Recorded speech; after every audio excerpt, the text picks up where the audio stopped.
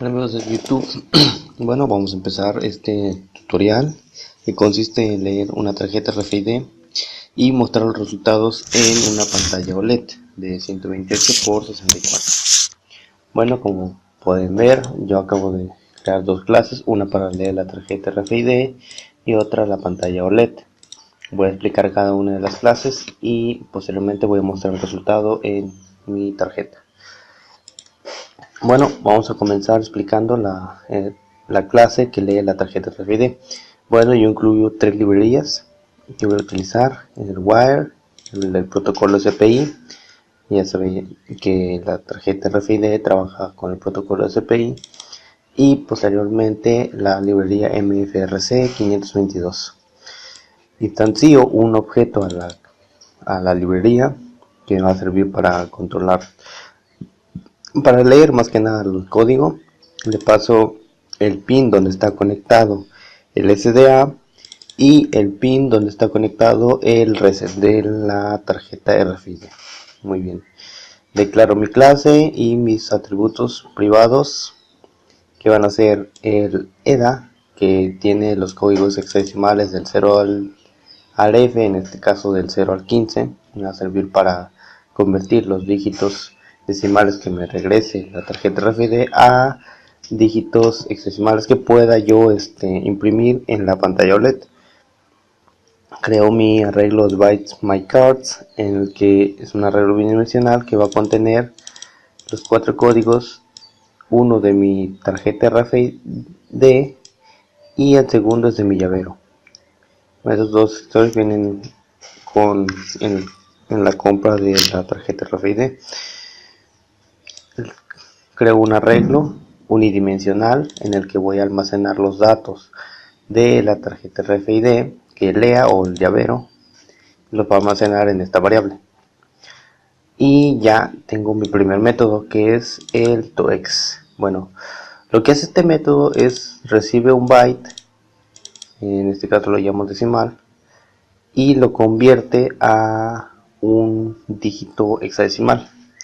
Bueno, creo un string donde voy a almacenar el dígito que resulte y voy a recorrer mi decimal hasta,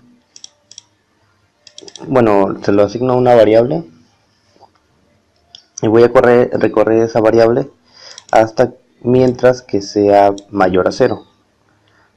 O sea, el ciclo for va a terminar a cuando el auxiliar sea igual a 0. Sea igual a 0 o menos, ya para que yo pueda continuar con el siguiente dígito. Muy bien. Mi auxiliar, cada iteración se va a estar actualizando y dividiéndose entre 16. Asimismo. Muy bien. Lo que voy a hacer prácticamente es concatenar en mi variable hexadecimal el, el, el carácter que obtenga en la posición de mi residuo de auxiliar en 16. Es decir, yo a mi auxiliar lo voy a dividir en 16 y voy a obtener el residuo. A ese residuo, con ese residuo yo mando a llamar el carácter dentro de mi string para mandarlo a imprimir, y se lo concateno a lo que tenga hexadecimal. O sea, en la primera iteración no va a tener nada, o sea que al final no va a tener nada, y cada carácter se va a ir colocando antes de lo que tenga. Muy bien. Y al final retorno lo que es el carácter completo, pero lo voy a retornar con una condición. Si el decimal es menor a 16, o sea, si llega, en este caso en el código decimal es de 0 a 15, pues bueno, si llega a 15, solo va a tener una F.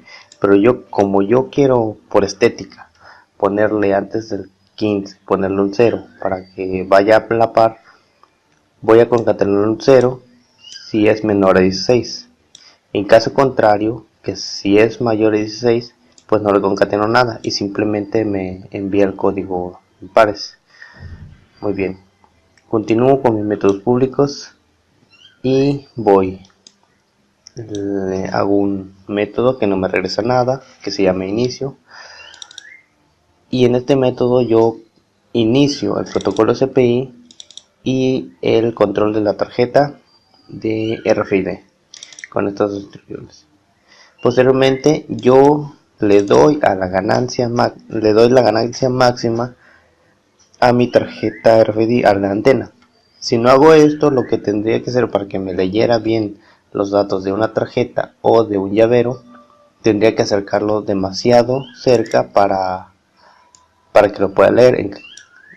Pues por eso que esta instrucción es muy necesaria para que tenga la ganancia máxima y que no tenga que estar acercando demasiado el llavero o en este caso una tarjeta.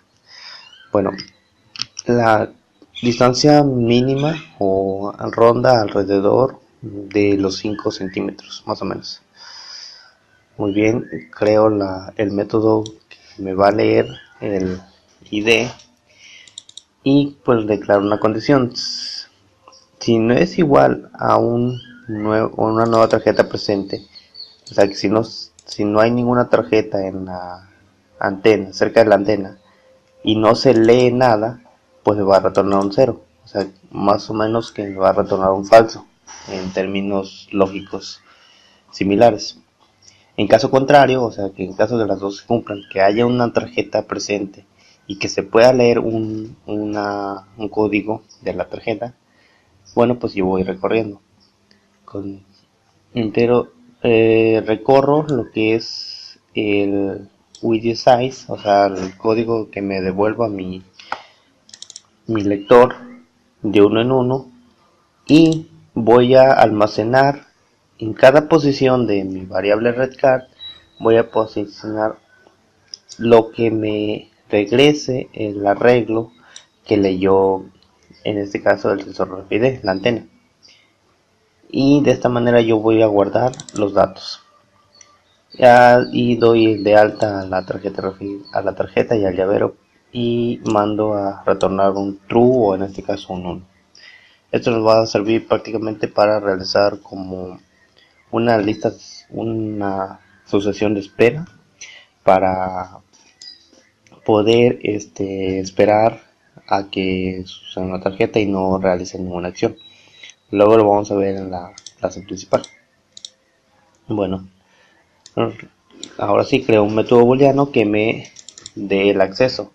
Es decir, que este método lo que va a hacer va a comparar lo que tenga mi redcard a lo que tenga mi variable, claramente compararlos para saber si tiene acceso o no. Creo un for que va a tener de longitud la misma longitud que, que tenga mi redcard en esta posición, o sea que sea mi reloj unidimensional, que en este caso son 2, para saber si el código que leyó es igual a mi tarjeta RFID registrada o en mi llavero registrado, y va a devolver un true cuando se encuentre con una igual, cuando los 4 parámetros, los 4 valores en cada arreglo sean iguales, y en caso contrario, si no encuentra ninguna similitud, va a retornar un falso. Y posteriormente obtengo el getID. Este método lo vamos a mandar a llamar cuando queramos imprimir prácticamente el código hexadecimal. Bueno, creo un string A y le pongo el que eso es por estética, inicio de la clave, ¿no? Y le hago un for de la misma longitud del redcard, que en este caso tiene 4. Muy bien, a le voy a concatenar un espacio y voy a convertir a hexadecimal el código decimal que me lea, bueno, que tenga la posición y en cada iteración lo que tenga mi arreglo redcard. Ya sabemos que ahí en esa variable se encuentra el método, bueno, los datos que me lea de la tarjeta RFID, y al final retorno esa misma variable. Por último cierro el método y cierro la clase y le pongo un punto y coma. Si nosotros quitamos este punto y coma al realizar la verificación, nos va a salir un error en esta parte.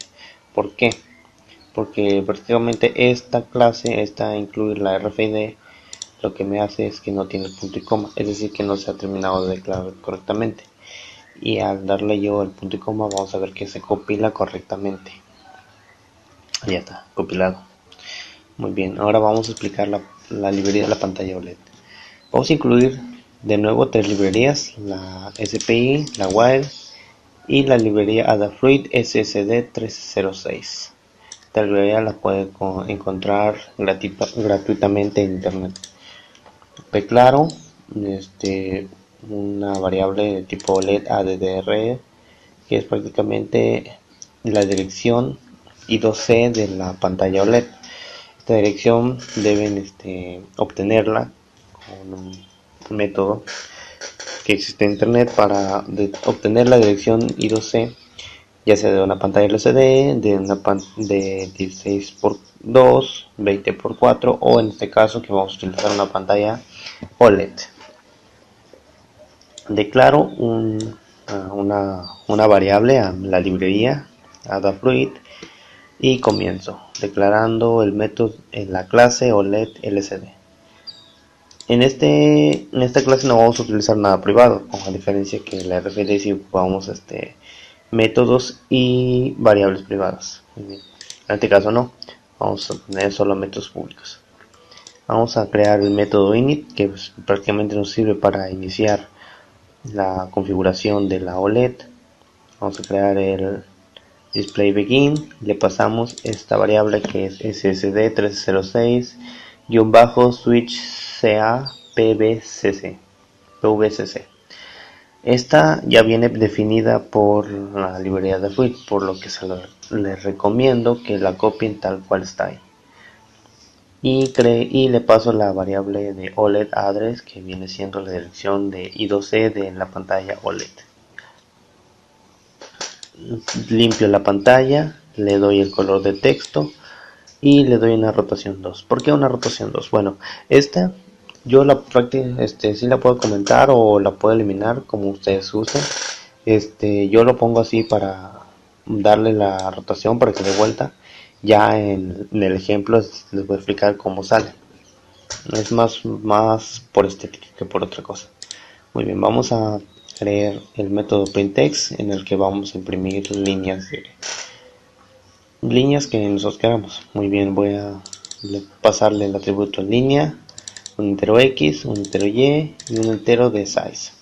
El size la vamos a utilizar para darle el tamaño de letras que nosotros queramos imprimir en la pantalla.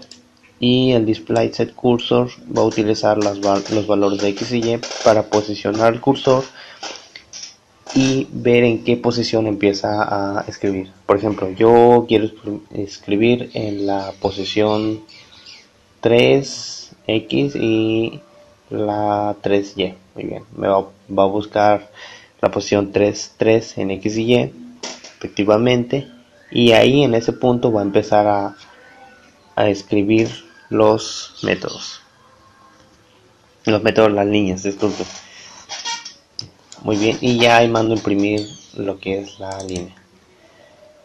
Bueno, posteriormente hago un método que se llama pintar cuadro. Bueno, esto es por estética, en el que yo dibujo un rectángulo que abarque toda la pantalla de 0 a 128 y a 163, y un display drawline que prácticamente me dibuja una línea horizontal de 0 a 20, desde 0 y 20 a 128 y 20.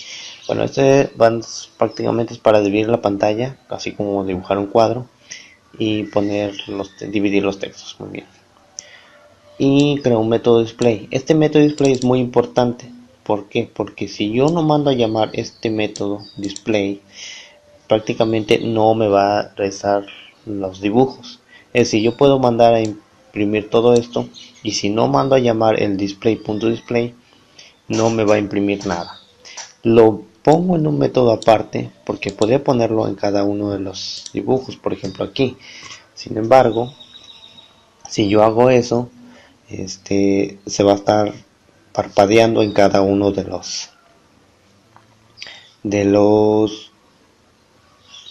bueno, va a estar parpadeando prácticamente cada vez que van a imprimir un rectángulo, un texto y demás, y va a tardar un poco más en realizar diferencia. Muy bien, por eso lo hago desde un método aparte. Y un método Clear Display, que es prácticamente para limpiar la pantalla. Esto es para utilizarlo de manera pública para la clase principal. Ya saben, y al final cierro la clase y le pongo un punto y coma.